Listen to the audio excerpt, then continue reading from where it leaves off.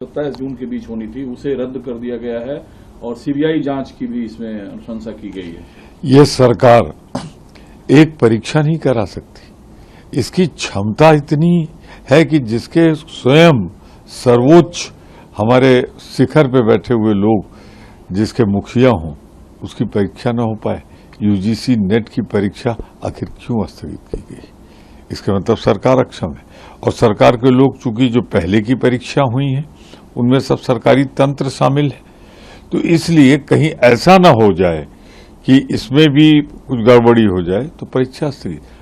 वहां पे लीक करा के पेपर छात्रों के भविष्य से खिलवाड़ किया गया और यहां इसको स्थगित करके छात्रों के भविष्य के साथ खिलवाड़ किया जा रहा है। ये सरकार पूरी तरह छात्रों और युवाओं के हित को रक्षा करने में असमर्थ है। लेकिन हमारे नेता राहुल गांधी का वादा है कि हम छात्रों का, नौजवानों का साथ सड़क पर भी देंगे, संसद में भी देंगे। लेकिन सर, कुणाल घोष टीएमसी नेता जो यूजीसी किया गया है उस पर सवाल उठाया है कि ये सरकार का घोटाला है और सीबीआई जांच के जरिए मामले में जो गुनहगार हैं, जो दोषी हैं, उन्हें बचाने की, छुपाने की कोशिश की जाएगी। मैंने कहा तो कि सरकारी तंत्र में जो लोग उपस्थित हैं, यानी सरकार के लोग, वही तो घोटाले में शामिल है। तो उनको बचाने के लिए तो सीबीआई जांच करा रही, और उनको बचाने के लिए नहीं, कर्मचारियों को जो सर्वोच्च स्तर पर बैठे हुए हैं उनको बचाने के लिए सीबीआई जांच की जा रही है। अब सर्वोच्च स्तर पर मंत्री, प्रधानमंत्री कार्यालय सब तो है।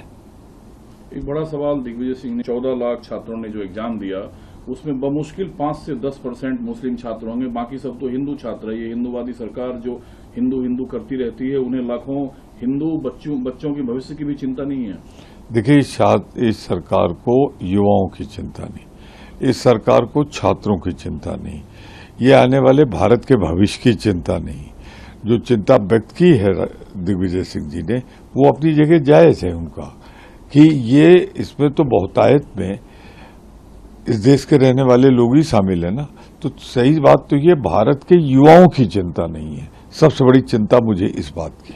हर एक मोर्चे पर आप लोग नए को घेरना शुरू कर दिए हैं, नीट हो, यूजीसी हो। इस बीच जो प्रोटेम स्पीकर का मुद्दा है उस पर भी किरण रिजिजू जो संसदीय कार्य मंत्री हैं, उन्होंने कहा कांग्रेस की समझ पर मुझे आश्चर्य होता है। जिन्हें हमने बनाया है वो 8 बार से लगातार सांसद हैं, जबकि जो के सुरेश कांग्रेस के नेता हैं उनका बीच में ड्रॉप भी है। सवाल सीधा सही है, कार्यकाल किसका ज्यादा है? 7 बार बड़ी संख्या होती है या 8 बार बड़ी होती?